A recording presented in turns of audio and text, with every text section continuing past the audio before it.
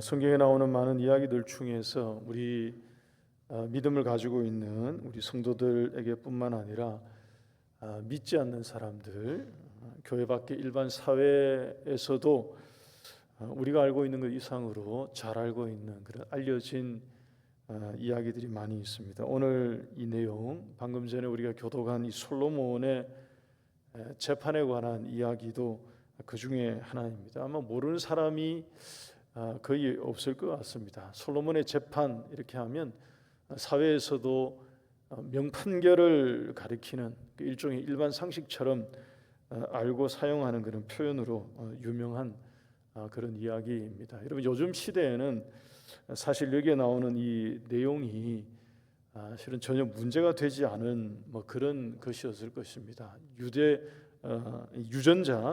유전자를 검사하는 그런 기술, 그것만 있으면 이 내용이 실은 재판으로 갈 거리도 되지 않는 그런 해프닝처럼 되고 말았을 것입니다. 사건의 내용을 말씀드리면 이런 것입니다. 두 여인이 있었습니다. 비슷한 시기에 아이를 이제 가졌고 또 비슷한 시기에 아이를 출산했던 것으로 보입니다. 평소에 이 두 사람이 서로 잘 모르는 사이가 아니고 18절 말씀에 보게 되면 그게 계속 우리라고 표현을 하고 있죠. 그러니까 서로 아는 사이로 보입니다.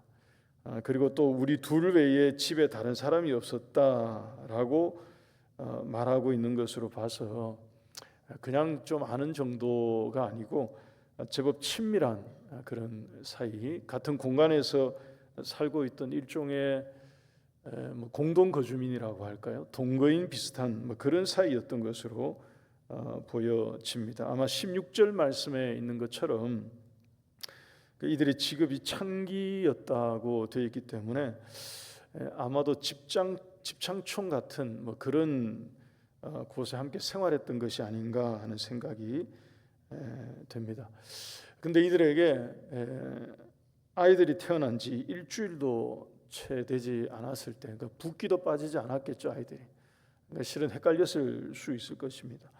잠을 자다가 그 중에 한 아이가 압사당하는 그런 사고가 생겼습니다. 그랬더니 죽은 아이의 엄마가 밤중에 몰래 일어나서 산 아이와 자기의 죽은 아들을 바꿔버린 것입니다. 다른 여인이 그 다음 날 아침에 이제 일어나 보니까 일이 그렇게 되어 있었던 것이죠. 21절 말씀 보십시오.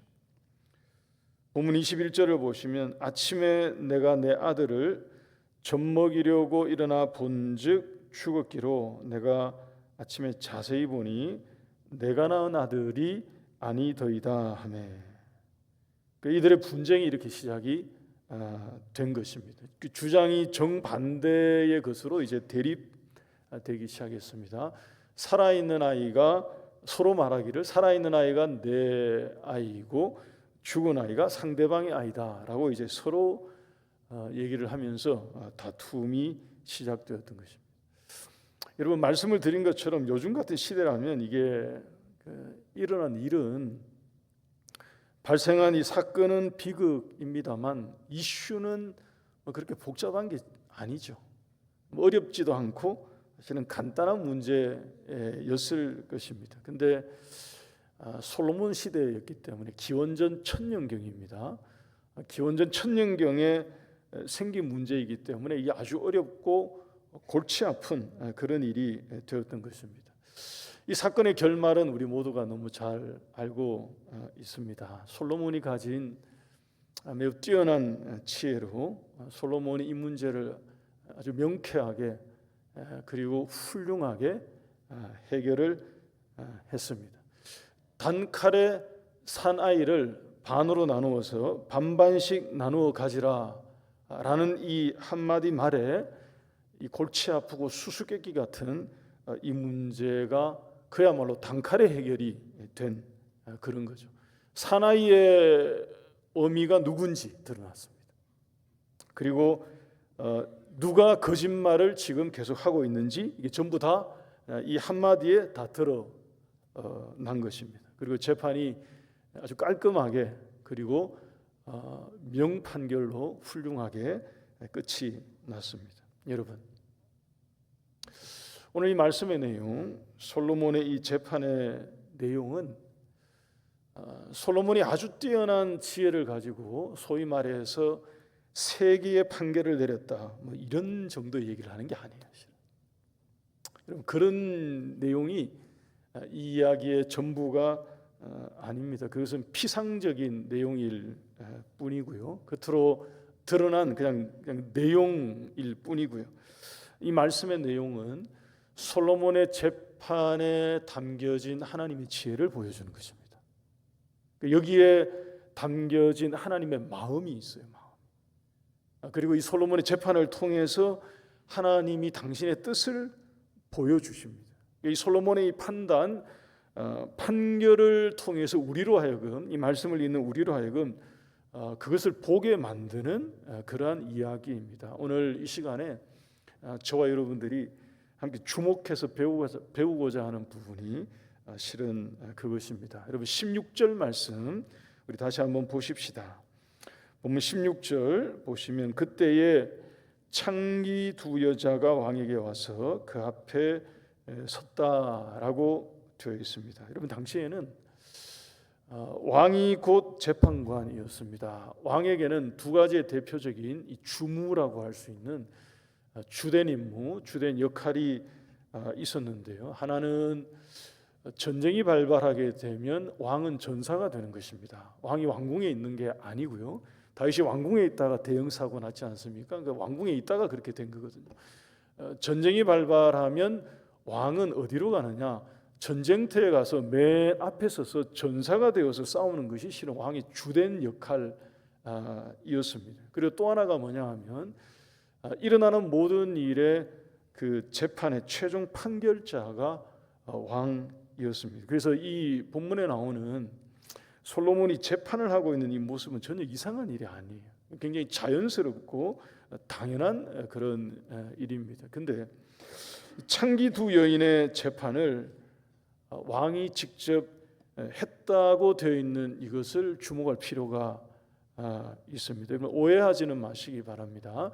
이들의 신분과 처지 그리고 당한 일을 폄훼하는 게 아닙니다. 이들이 창기였기 때문에 왕이 이런 얘기가 아니에요. 나라에서 일어나는 모든 재판을 이 말씀에서 나오는 것처럼 왕이 직접 다 하는 것은 사실 가능하지 않았고요.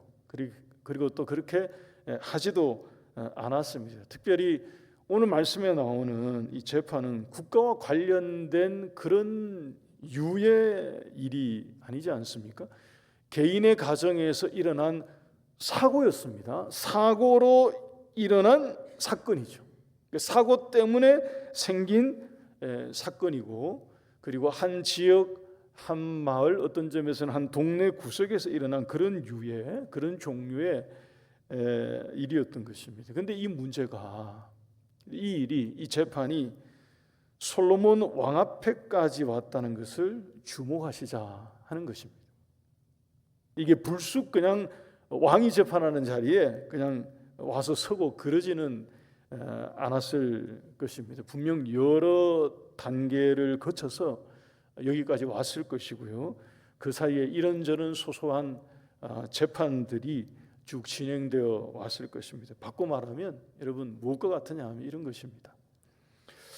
이 두 사람의 문제가 솔로몬 왕 앞에 올 때까지 아무도 이들의 문제의 진실을 해결해 주지 못했다는 것입니다. 아무도 이들의 문제의 진상을 파악하거나 진실을 밝혀내거나 이들의 마음을 풀어주거나 이 문제를 해결해 주지 못한 것입니다. 그래서 여기까지 와서 왕 앞에 서게 된 것이죠. 여러분, 이 이야기가 보여주는 의미가 결코 작지 않습니다. 고대 사회의 왕은 하나님을 대리하는 대리 통치자였습니다. 그러니까 기름 부음을 받은 사람이 왕이 되거든요. 고대 사회에서. 그러니까 왕이 가지고 있는 의미는 하나님을 대신해서 그 땅을 통치하는 대리 통치자로 하나님께 세워 놓으신 것입니다. 그런데 그런 왕 앞에 어떤 사람들이 나와서 섰느냐? 당시 사회에서 가장 비천하고 버려진 것으로 여겨지던 그런 일, 또 그런 사람들 중에 무명인 또 여인이 와서 그 왕 앞에 섰다 하는 이 이야기가 보여주는 그림은 이게 단순히 그냥 유다 땅에서 일어난 솔로몬의 재판 이 정도를 보여주는 게 아니에요. 그런 그림을 보여주는 게 아니고, 여러분, 이것은 무엇과 같으냐 하면 남녀노소 그리고 빈부 귀천, 누구를 막론하고 우리 모두를 판단하시는, 결국에는 아시고 판결하시고 판단하시는 하나님의 재판임을 보여주는 그런 장면과 같은 그런 것입니다. 여러분, 여기에 그래서 이 솔로몬의 재판을 통해서 우리가 이 내용을 통해 발견하게 되는 하나님의 뜻을 그래서 보게 되는 것입니다.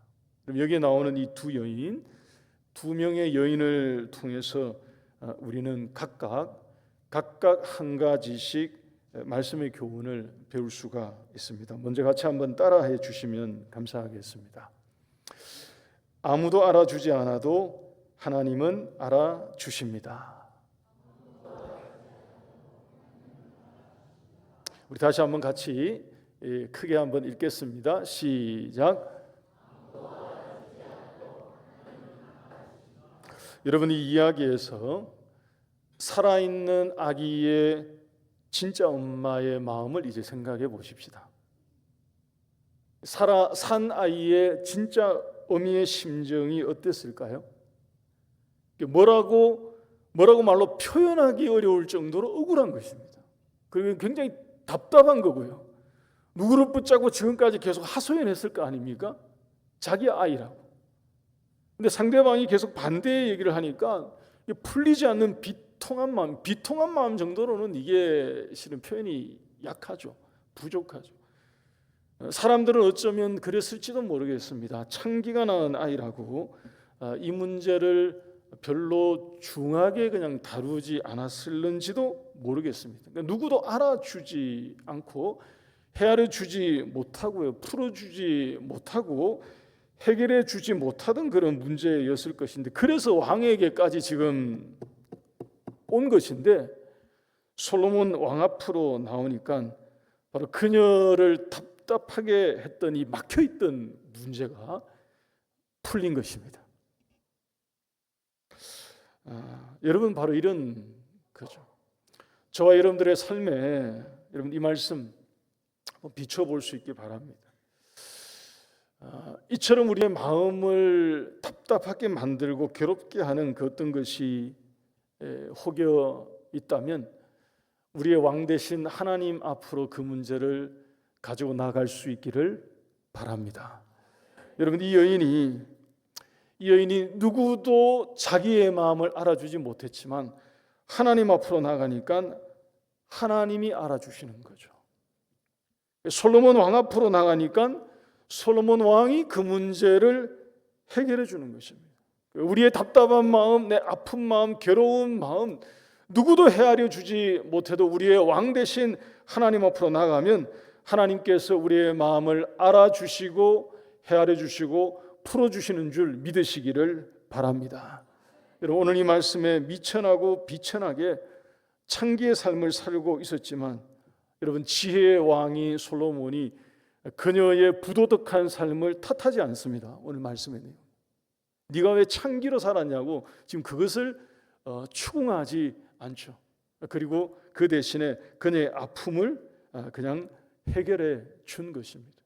한 번 더 말씀드립니다. 여러분, 누구도 채워주지 못했지만 왕을 만나니까 왕이 그녀의 마음을 꿰뚫어 보고 알아주고 해결해 준 것입니다. 마치 여러분 수가성 여인이 우물가에 나와서 예수님을 만나니까 마을에서 누구도 붙잡고 자기의 상황과 형편과 환경을 같이 공유하면서 대화할 사람이 없었는데 우물가에 와서 예수님을 만나니까 예수님이 다 알아주신 것입니다. 예수님이 그녀의 상황을 다 꿰뚫어 보시고 아시고 풀어주시고요, 마음에 그야말로 생수가 흐르도록 만들어주신 그것처럼 우리 하나님께서 이런 은혜를 우리 모두에게 주시기를 주의 이름으로 축원합니다.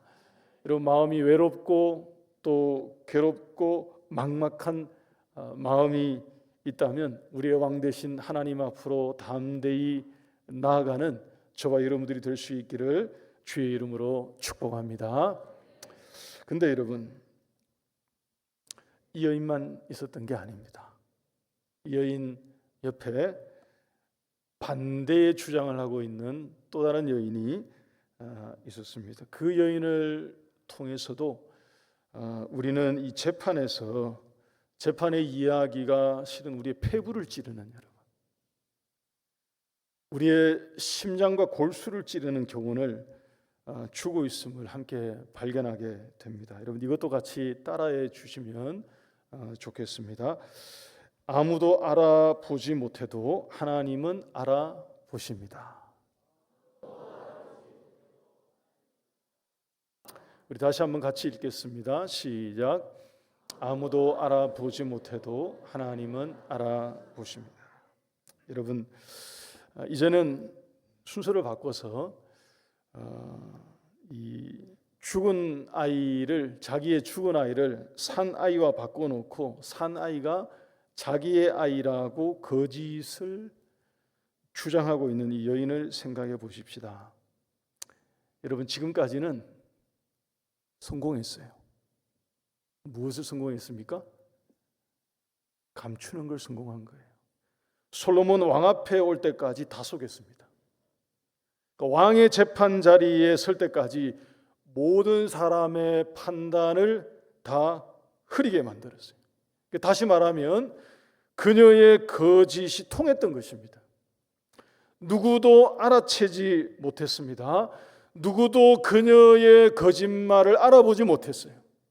그 앞에 있었던 모든 과정을 다 넘어왔기 때문에, 그러니 여기까지 온 거죠. 그 사이에 있었을 모든 재판과 판단에서 산 아이가 자기의 아들이라는 이 거짓 주장이 참으로 여겨졌던 것입니다. 진짜로 받아들여지고 사람들을 헷갈리게 만들고 설득되게 만들고 넘어가게 만들고 했으니 여기까지 온 거죠. 자기의 속내를 감추고 모두로 하여금 속아 넘어가도록 만들었던 것으로 보입니다. 근데 여러분, 솔로몬의 재판이 우리에게 보여주는 정말 큰 교훈이 뭐냐 하면 이런 거죠. 거짓으로 사람을 속일 수 있습니다, 여러분. 거짓으로 세상을 속일 수 있어요. 근데 하나님은 속이지 못한다 하는 것입니다. 믿으십니까, 여러분? 거짓으로 아무도 그녀의 그 거짓된 마음을 눈치채지 못했어요. 알아보지 못했습니다. 그래서 마지막 이 재판까지 온 거죠. 근데 하나님의 지혜가 임했던, 하나님의 지혜를 받아서 가지고 있던 솔로몬 앞에 오니까 솔로몬은 그녀의 마음을 정확하게 꿰뚫어 보고 있었던 것입니다. 23절, 24절, 25절 말씀 한번 보십시오. 24절과 25절 말씀 보시면 솔로몬이 조금도 망설이지 않고요, 일체 망설임도 없이 그냥 칼을 내게로 가져오라고 합니다. 그리고 말하기를 산 아이를 둘로 나누어 반은 이 여자에게 주고 반은 저 여자에게 주라. 고 판결할 거라고 여러분 상상도 하지 못했을 겁니다. 여러분, 계속해서 다른 사람들을 속아 넘어가게 만들면서 재판을 이렇게 가지고 왔던 이 여인, 거짓된 주장을 하고 있는 이 여인의 상상에도 솔로몬이 이런 판결을 내릴 거라고는 꿈에도 생각하지 못했을 거예요. 하나님의 지혜를 받은 솔로몬 앞에 딱 서니까 솔로몬이 갑자기 눈 하나 깜짝하지 않고 24절과 25절처럼 이렇게 얘기해 버리네요. 솔로몬은 알았던 것입니다. 진짜 어미의 마음이 이런 판결을 내리면 어떻게 반응할 것인지를 알았던 거죠. 정말로 진짜 엄마라면, 아이를 정말로 자기가 낳은 진짜 어미라면 이렇게 말할 때 어떻게 반응을 보일 것인지를 명확하게 알고 있었던 것입니다. 여러분, 저는 청년 때, 결혼하기 전 청년 때도 이 말씀 보고 읽고 성경 공부하고 그랬겠죠. 그때는 제 마음에 약간 뭐 좀 삐딱한 생각으로 이런 생각을 했던 적이 있습니다. 아니 이 두 여인이 지금까지 계속 이렇게 싸우다가 갑자기 억하심정에 그래요 잘라요 이렇게 얘기를 했으면 어떡하려고 이런 판결을 뭐 이런 생각을 한번 해본 적이 있거든요. 근데 제가 결혼하고 난 다음에 아이를 낳고 난 다음에 이걸 다시 보게 됐습니다. 이러면 절대 그렇게 안 나온다는 거예요. 그게 그렇게 될 수 없다는 거예요.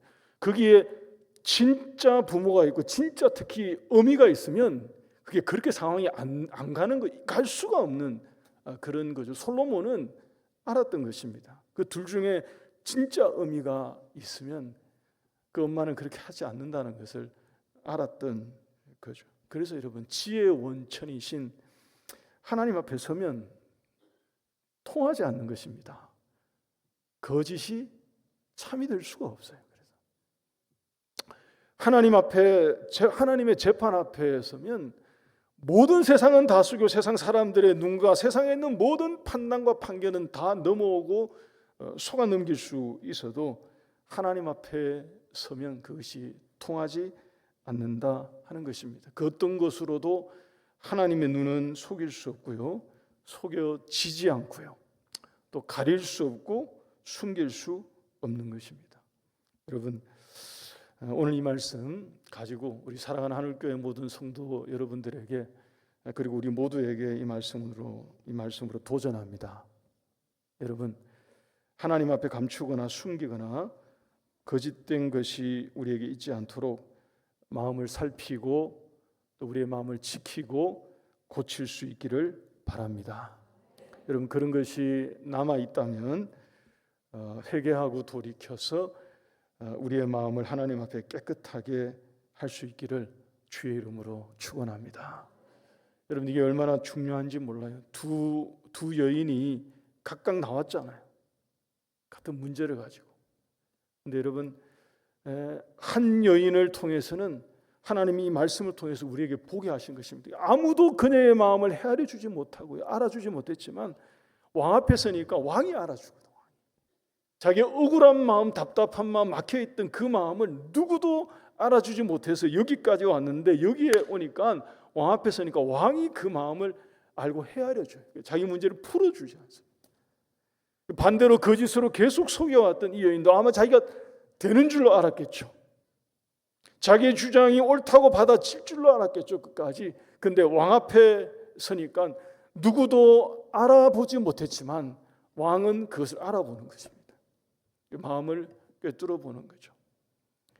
그래서 여러분 지혜는 하나님을 경외하는 것이 지혜인 줄 믿습니다. 우리가 그런 하나님을 두려워하는 마음으로 살아가는 우리 모두가 될 수 있기를 바랍니다. 한 가지만 더 말씀을 짧게 드리겠습니다. 여러분 이 솔로몬의 재판이 우리에게 보여주는 또 하나의 하나님의 지혜가 있는데 이것이 실은 사실상 이 솔로몬의 재판에서 하이라이트와 같은 결론과 같습니다. 26절 상반절 그리고 27절을 함께 같이 한번 보겠습니다. 화면 봐주십시오. 여러분 여기 보면 그 산 아들의 어머니 되는 여자가 그 아들을 위하여 마음이 불 붙는 것 같아서 왕께 아뢰어 청하건대 내 주여 산 아이를 그에게 주시고 아무쪼록 죽이지 마옵소서 하되. 여러분 여기에 이 9절에서 밑줄 친 부분 보이죠? 아무쪼록 죽이지 마옵소서 하는 이 부분은 그 다음 절에 나오는 27절에 나오는 이 솔로몬의 최종 판결에 있는 왕이 대답하여 이르되 사나이를 저 여자에게 주고 결코 죽이지 말라 저가 그의 어머니이니라 에서 결코 죽이지 말라 하는 표현과 이 말과 같은 것입니다. 여기서 아무쪼록 죽이지 말라는 게 그냥 웬만하면 죽이지 말고요 이런 얘기가 아니고요, 결코 죽이지 마십시오 하는 얘기. 그러니까 둘 다 결코 죽이지 말라고 얘기한 것입니다. 여러분 이 본문 이 솔로몬의 재판에서 설명을 드린 것처럼 솔로몬만큼이나 지혜로운 인물로 나오는 사람이 바로 이 산 아이의 진짜 어머니입니다. 참된 지혜가 무엇인지를 우리에게 정확하게 보여주는 그런 장면이 아닐 수 없습니다. 여러분 이것도 같이 한번 따라 하시면 좋겠습니다. 참된 지혜는, 다시 하겠습니다. 참된 지혜는 생명을 살리는 지혜입니다. 여러분, 이 여인은 자기의 아들의 생명을 정말로 살리기 위해서 권리를 포기한 것입니다. 자기의 어머니 됨의 권리를 내려놓는 거죠. 그리고 더 나아가서 자기의 아들이 다른 여인의 아들이 되어서 자라가는 과정에서 진짜 엄마가 그 과정을 계속 보게 되면 마음이 어떨까요? 고통스러울 것입니다. 그런데 이 고통을 떠안겠다는 결심과 같은 거죠. 그러니까 자기 아들의 생명을 정말로 살리기 위해서 자기가 주장할 수 있는 어머니됨에 마땅한 권리, 그리고 평생에 그 아들이 자라는 과정에서 내내 보면서 받아야 될 그 마음의 고통, 자기 심장을 찌르는 그런 고통을 감내하며 살겠다는 그런 결단과 같은 그런 거죠. 여러분, 이게 참된 지혜입니다. 살리기 위해서 자기 아들을 살려야 된다는 생각인 거죠.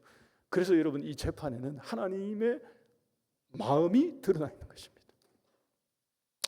여기에는 하나님의 뜻이 들어가 있는 거고요, 하나님의 지혜가 어떤 것인지를 우리에게 정확하게 보여주는 것입니다. 생명을 살리는 지혜이죠.